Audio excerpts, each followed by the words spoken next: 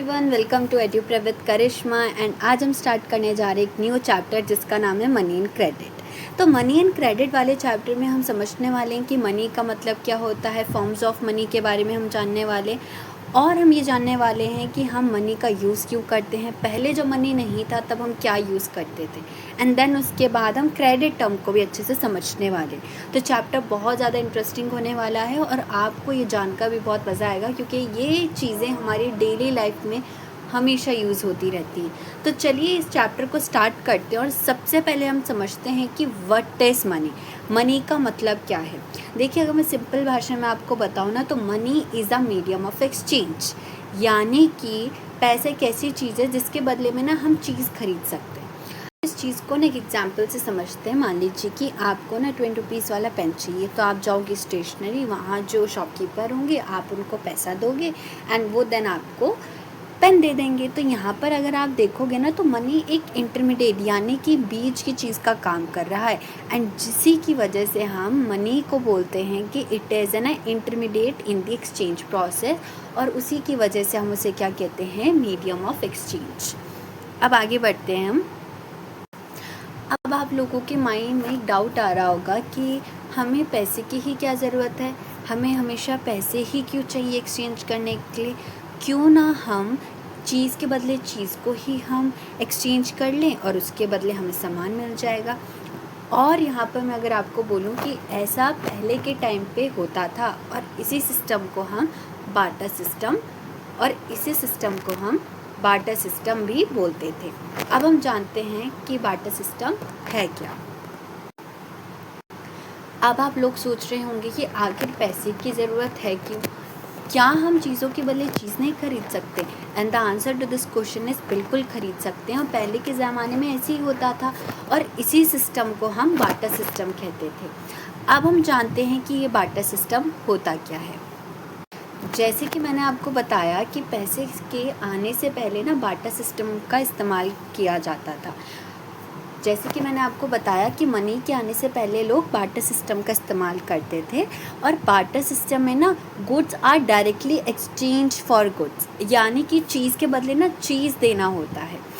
अब इस वाले टॉपिक को हम एक एग्जांपल से समझते हैं, जहाँ पर हम एक केस स्टडी लेंगे शू मैन्युफैक्चर की। अब आप मान लीजिए कि एक ना शू मेकर है, ठीक है, उसको ना वीट चाहिए यानी कि गेहूँ चाहिए, और वहीं पर एक फार्मर है जिसके पास गेहूँ है और उसे जूते चाहिए। अब अगर आप इस सिचुएशन में देखोगे तो उन दोनों को एक दूसरे की जो नीड्स हैं वो एक दूसरे से एक्सचेंज करके मिल जाएगी, क्योंकि जो गेहूँ वाला है, अब एग्जाम्पल से मैं आपको बताती हूँ कि एक ना शू मैन्युफैक्चरर है जिसे ना गेहूँ चाहिए, और एक फार्मर है जिसके पास गेहूँ है और उसे जूते चाहिए। अब इस सिचुएशन में वो दोनों एक दूसरे से चीज़ें एक्सचेंज कर सकते हैं। जूता बनाने वाला किसान को जूते दे देगा और किसान उसको गेहूँ दे देगा। लेकिन इस सिस्टम में ना एक सबसे बड़ी प्रॉब्लम है, और वो प्रॉब्लम क्या है, the problem of double coincidence of wants की। अब इसका मतलब क्या होता है, ये डबल कोइंसिडेंस ऑफ वांट्स जो ये टॉपिक है ना, ये बहुत इंपॉर्टेंट है, तो हम इसे ध्यान से समझते हैं।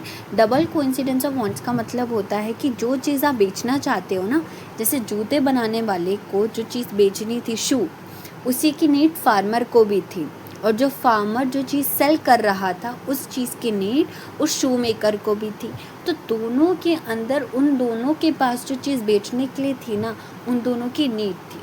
करेक्ट, यानी कि अगर मैं आपको जो करंट एग्जांपल दिया, जूते बनाने वाले को गेहूँ चाहिए थे और किसान को जूते, तो यहाँ पर ना डबल कोइंसिडेंस ऑफ वांट्स था, इसलिए यहाँ पर एक्सचेंज हो गया।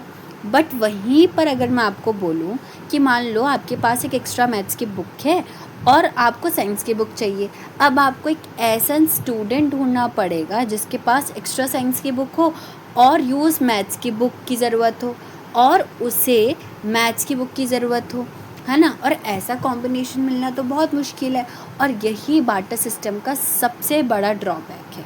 और इसी प्रॉब्लम को कौन सॉल्व करता है, मनी। चलिए अब हम जानते हैं कि कैसे ये जो मनी है ये इस प्रॉब्लम को सॉल्व करता है। जो सबसे पहली चीज़ है ना मनी की, वो ये है कि मनी ना एलिमिनेट कर देता है the need of double coincidence of wants, यानी कि पैसे के आने से ना आपको ऐसे इंसान को ढूंढने की ज़रूरत नहीं है जिसको वही चीज़ चाहिए जो आपके पास हो। अब जूते बनाने वाला अपने जूते को मार्केट में पैसे के लिए बेच सकता है और फिर उन्हीं पैसों से वो कहीं से भी गेहूँ खरीद सकता है। उसे अब ऐसे इंसान को ढूंढना ही नहीं है, उसके ढूंढने की ज़रूरत ही नहीं है जिसको जूता ही खरीदना हो। करेक्ट। तो इसी तरीके से मनी एक्सचेंज को और आसान और इफ़िशिएंट बनाता है। तो इसी तरीके से मनी एक्सचेंज को आसान बनाता है और इफ़िशिएंट बनाता है। अब हम जानते हैं अर्ली फॉर्म्स ऑफ मनी। शुरुआत में लोगों ने ना अलग अलग चीज़ों को मनी की तरह यूज़ करा। बार्टर सिस्टम तो पार्ट था, बट उसके अलावा भी लोग क्या करते थे, ग्रेन्स एंड कैटल का, यानी कि शुरुआती दिनों में ना अनाज और कैटल को ना मीडियम ऑफ एक्सचेंज की तरह यूज़ किया जाता था।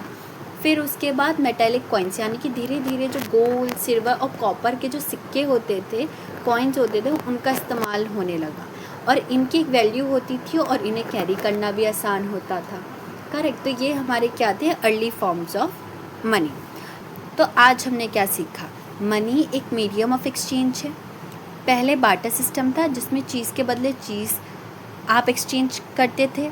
फिर बार्टर सिस्टम की सबसे बड़ी जो प्रॉब्लम थी वो थी डबल कोइंसिडेंस ऑफ वांट्स। फिर मनी इस प्रॉब्लम को सॉल्व करता था और एक्सचेंज को आसान बनाता था।